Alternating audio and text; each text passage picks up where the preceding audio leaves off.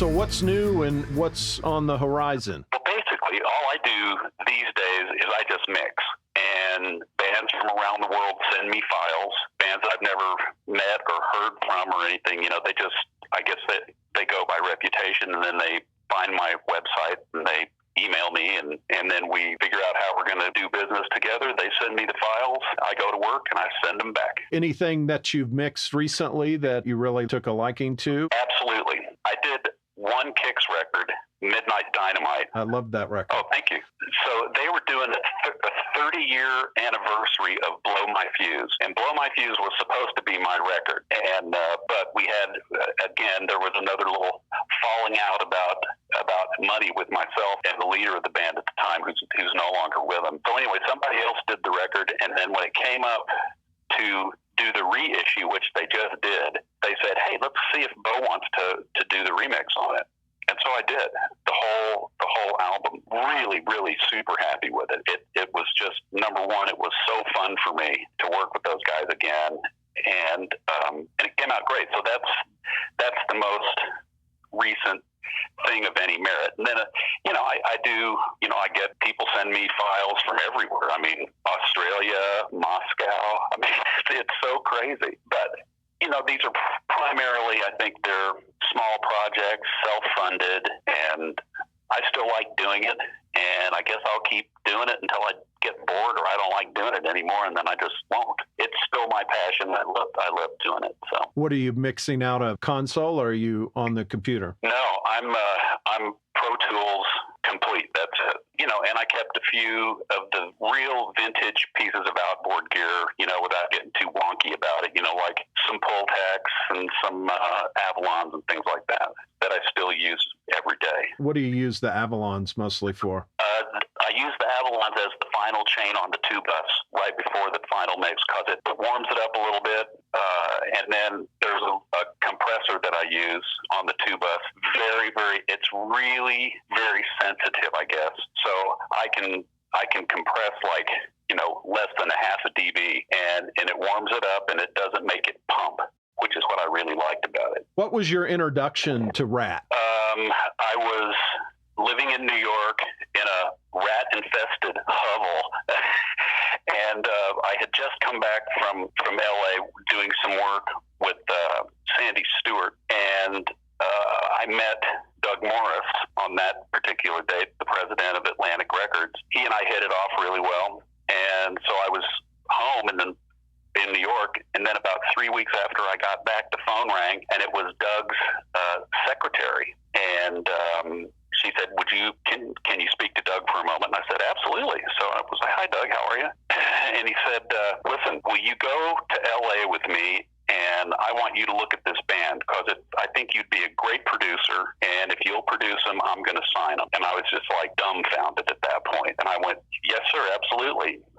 I'm there. And so we got on the plane, and funnily enough, I thought that Doug was going to put me back in coach, and he would fly first class. But he bought us 2 coach tickets, so he sat in coach with me the whole time, which I thought was pretty fun. And so we went to see them at the Beverly Theater, and I said, absolutely, I'd love the opportunity, and that was it. What was your first impression? I liked them, and but my main first impression was there were 2,000 kids in that theater that were absolutely losing their minds, and so that was about all the reinforcement that I needed. I just went, okay, there's definitely a market for this, and these kids are definitely responding to this band, so I jumped at the chance. And so did you get the EP first? I don't remember how that all came about. I mean, obviously, I got the EP at some point, because I think we took 2 songs off the EP and redid them. And I don't remember what the exact sequence of events was,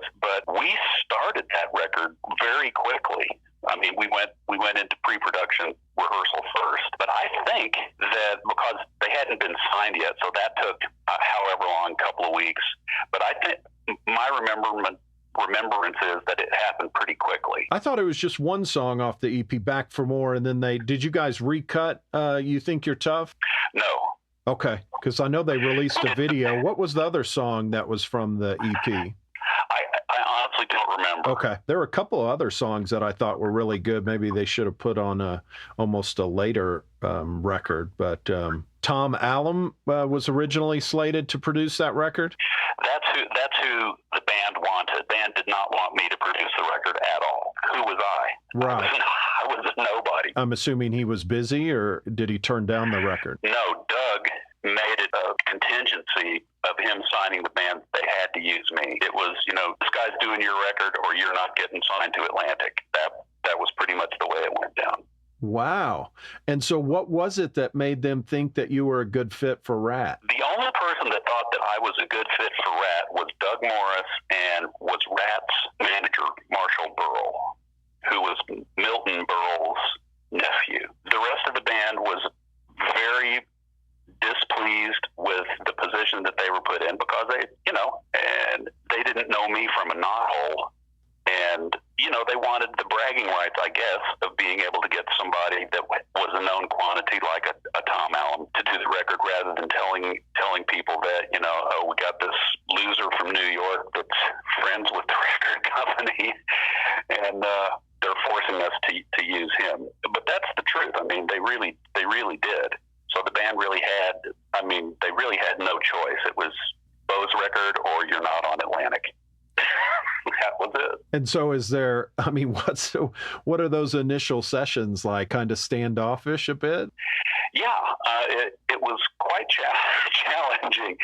They and again, I don't fault those guys for any of this because I wouldn't have wanted to be put in that position either on my debut record.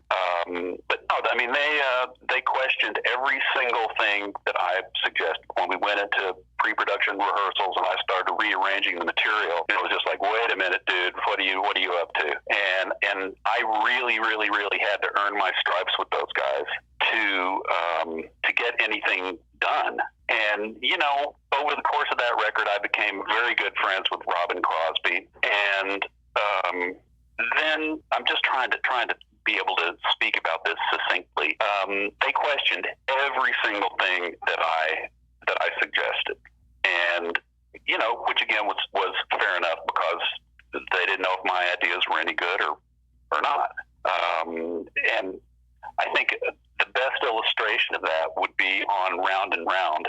When the original arrangement came around, they had that stop right before the chorus, da da da da da da da, boom, round and round, and that stop just drove me crazy because all the momentum and all the energy and all the forward movement of the track to try to get you to lift into the chorus just killed it for me anyway. And I came up with every possible solution to those guys from an arrangement point of view, and they said, nope, we're leaving that hole in there. Nope, we're not doing it. And I couldn't convince them to do it. So that therein lies the mother of invention, because that hole drove me so crazy. I was in the studio by myself, which I did every day, and I was just experimenting. And so I flipped the tape over and triggered that vocal that did the which turned out to be the big hook that sold the song.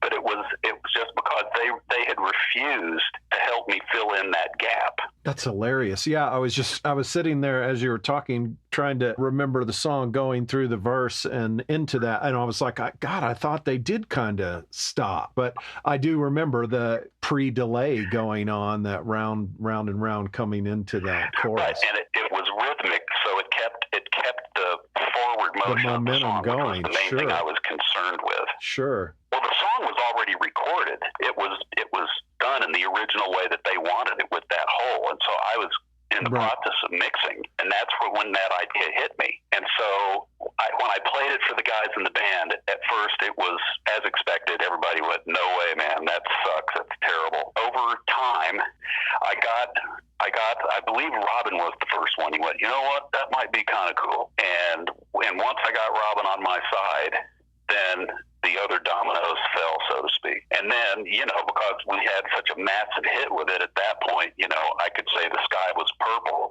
and somebody in the band would go, "Well, okay, I guess it's purple." And so it changed the working relationship. I'm sure. My relationship with the guys in Ratt has been, a love-hate relationship, almost did an interview with Billboard, and I got a call from my attorney, and he said, "Hey, have you read Billboard yet this week?" I said, "No," and he said, "Well, go to page 4 or whatever it was." He said, "There's an interview in the guys from Ratt, and I hate to tell you this, but you've been fired from the next record." I was like, "What?" And sure enough, there it was. What was it like working with Beau? The regular grousing and. It was okay, but we're not going to use them again. We need to do something better, blah, blah, blah, blah, blah. And then when Doug read the article, he picked up the phone, called Marshall Burrell, the band's manager, and he said, "Are you out of your fucking mind? Beau is going to do this second record." And Marshall went in and gave the band the bad news. Beau's on the next record. Okay. So I did the next record. The production for Ratt I always thought was perfect. The problem I thought, at least kind of in retrospect, is that it seemed like the further Robin got away from writing and participating, that was Ratt's true problem.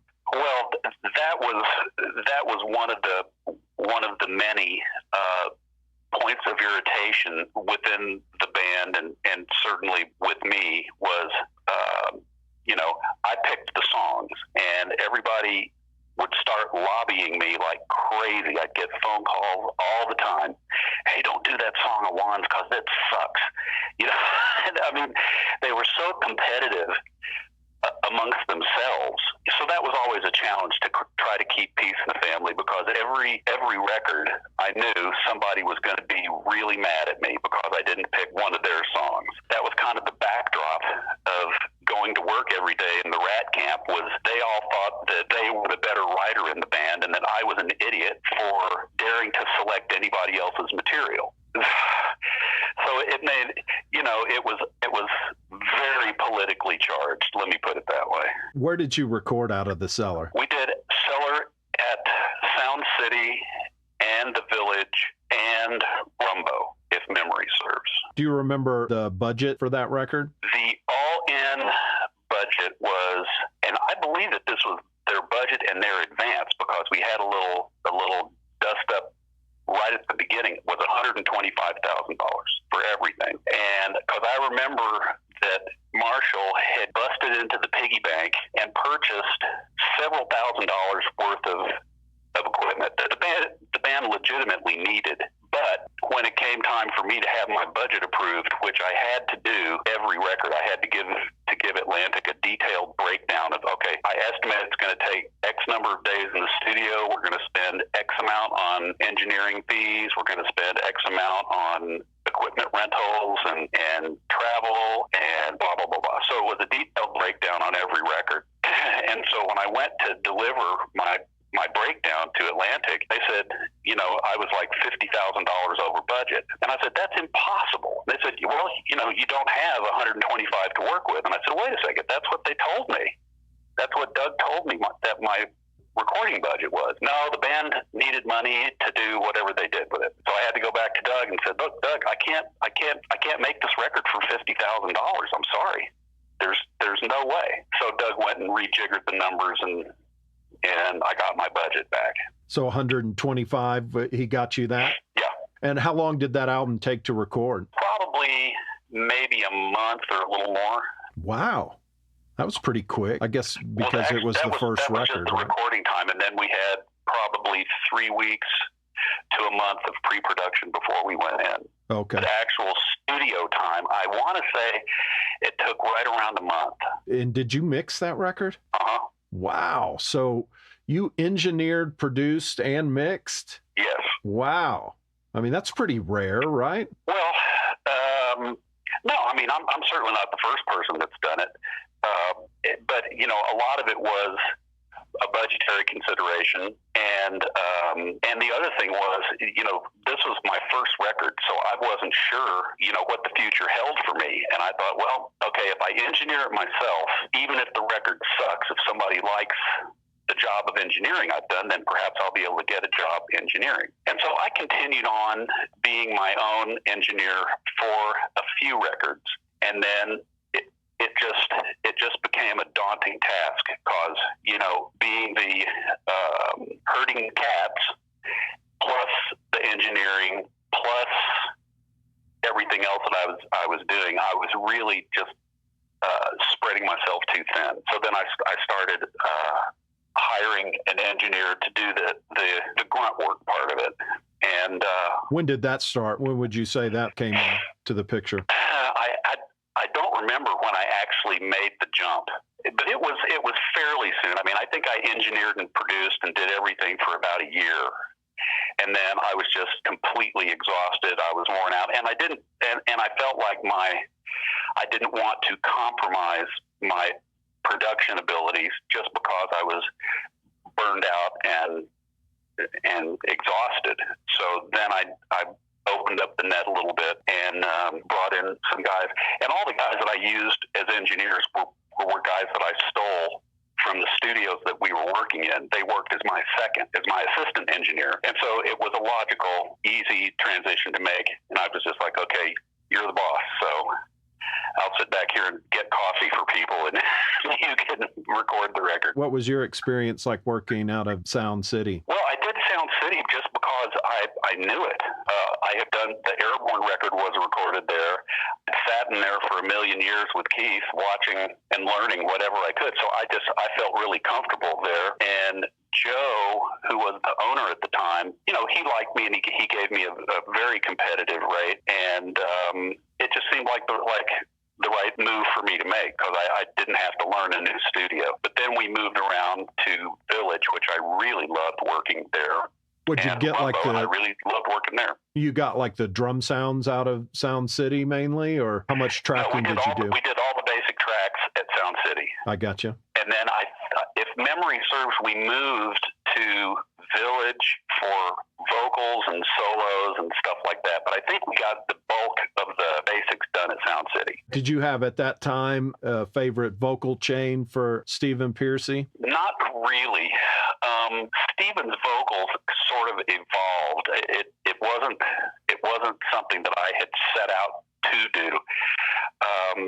I believe we recorded him on a Neumann U67 on Cellar. And then I tried to use like mics that were warm and that would give his vocal as much body as possible. And then on Cellar, we did his vocals on a Neve, and I used the what the hell was it called? The 1176. 1192. Oh, sorry. It was a inboard compressor on the Neve, and I think that's what I used on his vocal. And I think I also used the onboard EQ, if memory serves. I'm assuming you used the Neve board on the basic tracks at Sound City? Yeah, that same board, I guess, the one that they sold. Bought. Right. Which I think they featured Ratt or maybe Stephen and Warren in that film. Yeah, and they called me and asked me to, give them some specific information on the movie, which I was glad to do. How was it working with Stephen? Well, at first, it took us a little while to kind of get in sync with each other. But what wound up happening was we kind of did Stephen's vocals a little differently. Because he had been doing these songs live for so long, he kind of got into a rhythm, and it was difficult for him to kind of break out of it. So if I came up with an idea to change the melody or something like that, I'd say, so Stephen, try something a little bit different on this word, and it was hard for him to do that on the fly.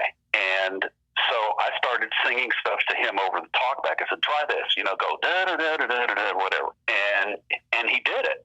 So if I kept feeding him the melodies that I was hearing and that I wanted to at least try on the song, then I'd feed it to him and he'd do it. So pretty much that's kind of how we did Stephen. So much so that when we went to pre-production for Invasion, Stephen didn't even show up. And the guys in the band were starting to get pissed. And, why won't you show up? And he said, well, Beau's going to change everything anyway when we get in the studio, so why do I need to waste my time coming to rehearsal? So we basically worked on these songs, and nobody was really sure exactly how the melodies were going to go 100%. I mean, we had ideas, but it wasn't finalized until Stephen and I went through our process line by line in the studio, which made everybody a little nuts, which I can understand because nobody really knew what it was going to sound like when we were done. But anyway, it was just a way of communication that Stephen and I kind of developed, and I'm sure he was probably quite frustrated with me, changing stuff on him all the time. But at the end of the day, the results were pretty good. Were you doubling his vocals most of the time? Yes. I'm assuming. Oh, go ahead. So what I did with Stephen, and I actually kind of continued to do this throughout my career, we would do 3 takes of the song, and depending on how his voice was, what we would do a lot of times, on a lot of those songs back in those days, the chorus repeats at the end over and over and over ad nauseum. So I would have Stephen start on the choruses at the out just to get his voice warmed up and get it where it's really sounding very Stephen-y. And then we'd go back and start recording the front of the song. And so we'd keep working until I got 3 complete takes. Then I'd call the session, and that was it. So early the next morning, I would always show up for work around 8 o'clock or so, because the guys in the band didn't like working that early. Actually, they didn't like working at 10 o'clock, which is when I had band call. But I would go in and I would do a vocal comp because I was fresh and well rested, and I could be more objective about, did we catch a fish or did we not? And then I put together the very best of the 3 takes, and I'd play that back to Stephen when he came into work the next day. And if, we'd listen to it and he'd say, yeah, first verse is okay, but I think I got a better second verse in me. Okay, great. Or I would say, look, the choruses are okay, but the verses suck, so let's give it another go. So we did the same procedure, and I would keep the best stuff on its own private track, and then we'd go do 3 more. And then I'd do the whole process again and see if I actually had anything on day 2 that would rival what I thought was good on day 1. If you kind of understand what I'm saying? Sure. And so that was really just our little process of how we did it. And then once we got to the point where he was singing, but we weren't beating the master comp, then we're done. That was it. Very cool. Robin Crosby, you said that probably you were closest to him out of any of the members? Yeah. And what was he like to work with?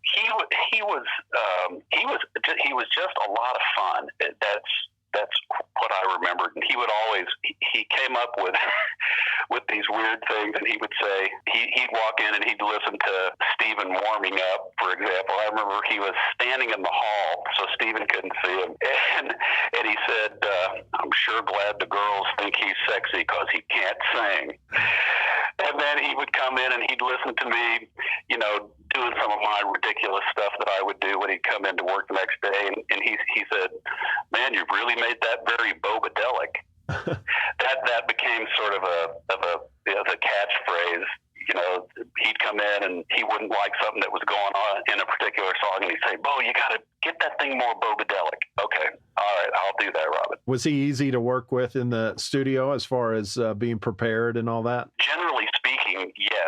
Generally speaking, they all were. I mean, Juan is a very good bass player, and he was also a very good singer. So Juan and I did 90% of the background vocals, just the 2 of us. And, on some of the lower stuff like Lay It Down, Robin sang a little bit on that one, but primarily it was Juan and I. And I did all the vocal arrangements, so I had everything charted out, and I'd give it to Juan in my Sanskrit notation, and I'd say, okay, let's do this part this way. We always sang everything in unison so that the combo of our 2 voices made this other third person. So I don't know if that makes any sense. So if there was like a 3-part harmony, Juan and I would together sing the low part, then together sing the middle part, then together sing the high part. So it didn't sound like Juan, and it didn't sound like me. It sounded like Fred or something. So that's your background vocals on that album as well, huh? Or on all the Ratt? Yep. Wow. Did Robin lay down the rhythm, or was it all done by Warren? Both. and there was, a little bit of tension in that arena as well, because, everybody wanted to make sure that their part was distinguishable as them. So in other words, Robin didn't want to be confused with Warren, and Warren didn't want to be confused with Robin. Don't ask me why. But that I remember that was an important component to working with those guys, was making sure that, even though they're all playing the same chords and everybody's playing pretty much the same part, and I would just shake my head and I would go, who cares if Robin's on the right or you're on the right? But they cared, so I tried my best to be tidy with that, and make sure that Warren's rhythm guitar part showed up on the right and Robin showed up on the left, or whatever the rules of the road were on that particular day. Now, was that just kind of have to do with the mixing only, or did you actually maybe mic stuff differently or use different amps or stuff like that on each of them? Well, that's a great question, and I'll give you the impossible answer. On Out of the Cellar, the band was so broke that between all the bits and pieces that they had, oddball head here, oddball cabinet over there, we could only come up with one rig that was acceptable to record on. And so, and this was part of what made the whole thing so funny to me, was I said, guys, not only are you playing the same part, but you're playing on the exact same rig. So what's up with that? And that's how we did it on that record, if I remember correctly. And then for the solos, Warren had an old Fender Princeton, I think it was, or no, it was a Fender Champ amp. I think it was just like one of those little cabinets with one little speaker in it, and he used that on his solos, because we would soup it up and get it really. I don't remember exactly what the signal chain was for that. Either we used the Champ as a preamp going into the Marshall rig, or we just used the Champ on its own. But don't quote me on any of this, because I'm not exactly sure what the signal chain was. But we did have a little teeny Fender amp in there for Warren's big monster solos. The one rig, I'm assuming, was just a Marshall? Yes. Do you remember what kind of Marshall amp? I want to say it was was it a JCM 800? Yeah, probably. And I can tell you one other little anecdote of invasion of your privacy. And this is actually, it's quite funny. So Warren was really unhappy with the fact that we played Cellar on one rig. He just was very incensed by that. And so while they were on tour for Cellar, Warren and his roadie would go into music stores all across the nation, and they would audition Marshall rigs. And so Warren started purchasing, and then they'd ship them back, and we'd put it in the warehouse. And from the whole tour, so when everything was done, he had like 25 heads and 20 or 25 4x4 cabinets in the warehouse, because he was just, by God, we made the money, we've done what we had to do, I've sacrificed what I needed to sacrifice, and by God, I'm gonna get the sound that I want to get. I went, okay, great. So when we went to set up to do Invasion, Warren said, I want 2 whole days of studio time, just me, myself, and my roadie, so that I can get my sound. Because remember, we have now 25 heads, 25 or 30 different cabinets. His idea was that come hell or high water, he was going to check every head with every cabinet and come up with this impossibly monstrous and unique sound. And so I said, okay, sure. You're a multi-platinum recording artist. If you want to waste 2 days of time, okay, let's do it. So and I have a picture of this somewhere. It was really spectacular. So we were recording his guitar parts at Rumbo, and there was one ISO room that was pretty big. And so I told the roadie, I said, okay, set it up. So he set them up 4 piled on high, or 3 piled on high, I I guess, and 5 or 6 across Marshall cabinets. And then over in the corner, he had these 25 heads, or however many it is, all piled up on top of each other, and everything was wired. And so I said, okay, Warren, great. So go for it and let me know what you've decided for your rig. And so he goes in, closes the door, and he's in the room with the amps right now, and turns everything on 10, goes in there and starts wailing away. And he's playing, and then he stops, and you can hear that, and, they're changing jacks, and his roadie's in there with him. And then he goes and he plays. So, and I'm in the control room, which is, I'm like 2 glass protection areas away from him, and I can't even hear myself think anymore. It's so loud. And so he comes in, and after about, I'll say 20 minutes, 30 minutes of this, he walks in and he said something to the effect of, well, I can't really tell.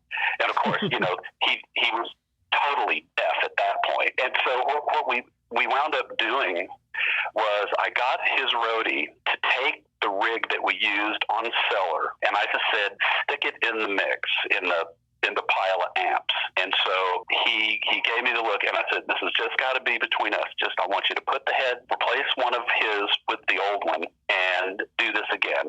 And so we went through this routine. So he went out and bought 25 amps, and then we wound up using the rig from the first amp, which he hated. Now all of a sudden he liked it, and so we used that for him on Invasion. And I don't think to this day he knows that we did a switcheroo on him.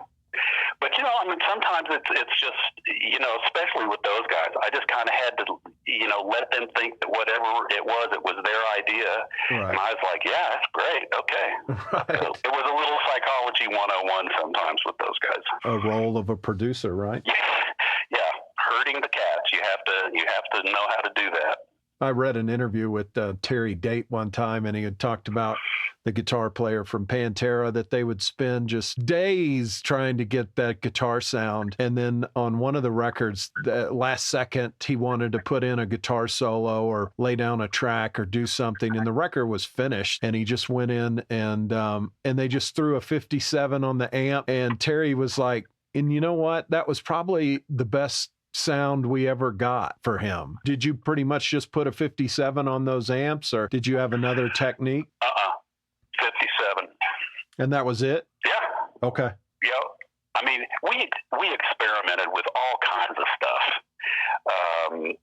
With 57 off axis, 414, 5 feet away, blah, blah, blah, blah, blah. But at the end of the day, it was the straight up 57 right on the grill, right in front, 1, 2, 3, go. Right at center? Yeah, I mean, we would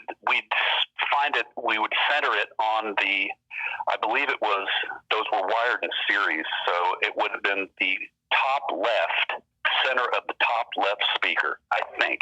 Bass, do you typically, would you record Juan direct, or would you mic him up, or what was your go-to? Both.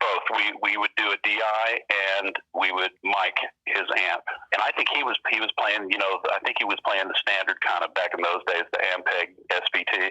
Okay. I think. I could be mistaken with that, but that's what I'm drawn to right now. And what was your kind of go-to on the drums? I'm assuming snare, you had a 57 on that. Did you have kind of a standard setup that you like? Well, that would depend a lot on the mics that the studio had, and I would tend to use D12 on the kick drum. Snare would be, I think we used combinations of like a U87 and SM57. Overheads, I think if it was available, a Sony C12 stereo mic for the room, and for the overheads, I think we used AKG 414s. But again, it was kind of studio by studio, and how beat up the material, the microphones were. Not everybody was polite. And how was Bobby in the studio? I'm sure he was well prepared, but how was he to work with? Very difficult. Very difficult. He was out of everybody. He was the one that was always the hardest to please. Something was not right with just about everything. And he was my least favorite guy to spend any time with. He was, at least in my estimation, he was kind of generally I don't know how I could put this, generally just disagreeable.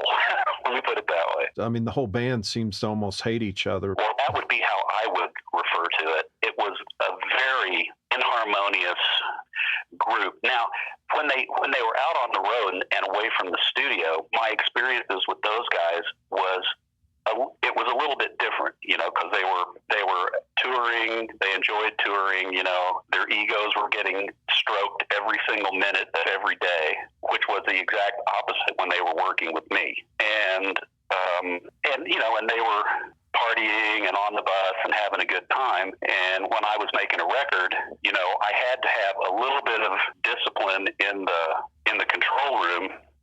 So, I did stuff like, look, guys, we're buying this room by the day, so we're going to start at 10 o'clock in the morning. And they really hated that. But, after a while, everybody just got used to it. Because I kind of came from the school of, look, for me to get the best out of me, I got to sleep when it's dark, and I want to work when it's light.